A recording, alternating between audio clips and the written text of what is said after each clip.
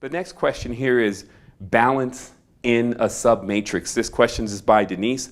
And Denise says, wholeness before an adequate level of sovereignty is achieved and the majority of daily waking hours still need to be spent in the submatrix. How does one maintain a semblance of balance in what amounts to an environment of cold predatory soup? And great question, Denise. What I really say is you got to really discover for yourself. We can only give you pointers about what neutrality is anyway. And this is a deep, deep dissertation, so I'll try to collapse it into some parable or some applicable way of you understanding it. See, for us, neutral is often good, meaning that when someone asks you to define neutral, then a lot of times a person would say, well, neutral is balance, so imbalance is harmony, so harmony is good. But in itself, good is on one end of the spectrum, and then of course we have bad on the end of the spectrum, and neither one of these can exist without each other. You won't know good until you experience bad, just like you won't know blue until you see red. This is how we process things in a dualistic reality. But the truth is that when you start getting a little bit deeper and you say, well, what is neutral then? It means that neutral is actually outside of the reality. Neutral actually doesn't have anything to do with how you're even reacting to certain things. Because let's say a good parable here was brought up about, you see two people fighting.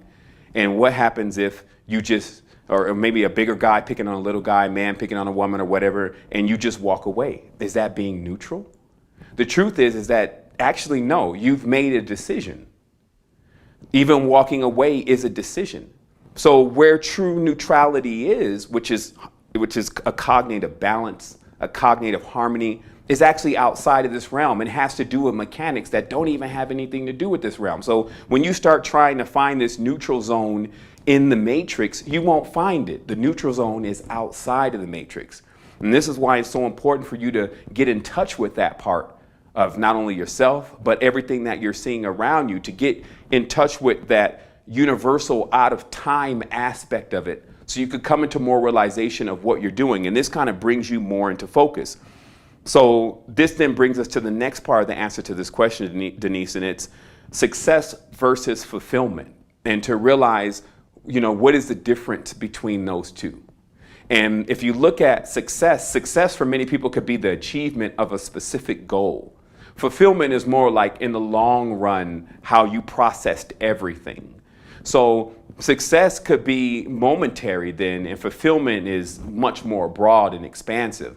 So armed with that kind of definition, you can see that maybe some of the things that you participate in this mundane submatrix reality is to actually get you on the progress of total fulfillment. So it's just a piece in the puzzle then, not the whole thing. And you have to also focus in life to make sure that's what's going on. If you're in a situation that you feel like, I cannot endure this situation forever or infinitely, this is not going to give me fulfillment. But if it is going to bring you to that realization, well, that's how everything works. That's how inventions work. You first start off with simple prototypes, something that doesn't even look good, something that doesn't even really work, but you start somewhere. So some of the jobs that we're working right now in the mundane matrix, some of the people that we're having to deal with, etc., that don't even really want to focus on consciousness, they're that exact same way. They're that part of our process that is the rough sketch or rough model that we're enhancing, so we're reaching a fulfillment. So keeping that in focus as the means, so you don't get bogged down and start having that affect you on a moralistic level. So going on from that, again, we're going to have some techniques in this conversation today, physical techniques about how to actually achieve focus and how to feel that within your body. Because if people don't really know where neutrality is most of the time, then we need to identify it some way. And you can't identify it through thinking, because it's in the land of harmony, the land of all knowing. So this means that you can utilize other techniques that allow you to feel that you've actually achieved balance. And we'll talk about that in a moment.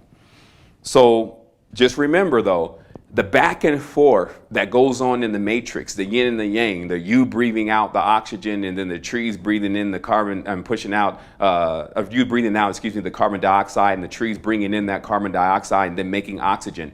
That whole process that you're looking at is actually that major part of what agitates people so much. meaning that instability, that good, that bad, that yes, that no, that positive, that negative, is actually the way that the reality functions. So if you don't learn how to deal with that, then you actually never learn how to truly deal with and master the reality. And of course, the key is to find that neutral zone, but that neutral zone is not in the reality, has nothing to do with the reality. And this is how, when you realize that, you actually find it, because you remove yourself from that equation entirely into a space that allows you to begin to calculate higher things. And this is starting to push you more towards the fulfillment. I wanted to introduce a technique before we close down here about balance and focus. And I found that these techniques are very instrumental because they take you out of the brain gym of trying to figure that out, and they put you more into something physical to do so that you can feel what that is. So the first chart that we're actually showing here is a chart of a blue dot with a white line down the center, and a red dot or circle with a white line down the center. And then of course in the center of this you see a black dot. And the exercise here is to take the dot, to center yourself with the screen, and to merge, look at the dot, and to then merge the red and then the blue circle in with each other, to begin to learn how to control your eyes to pull those together. And what you'll experience is, as the red dot is on each side of this, you'll experience that the images will merge. You'll get more or less a fusion of red and blue, and you'll also see how mentally that feels when you start to center your vision, and you can get more familiar with that feeling. And the second image here is actually a little bit more acute at getting you to feel the feeling. So the first one is really to let you learn the technique.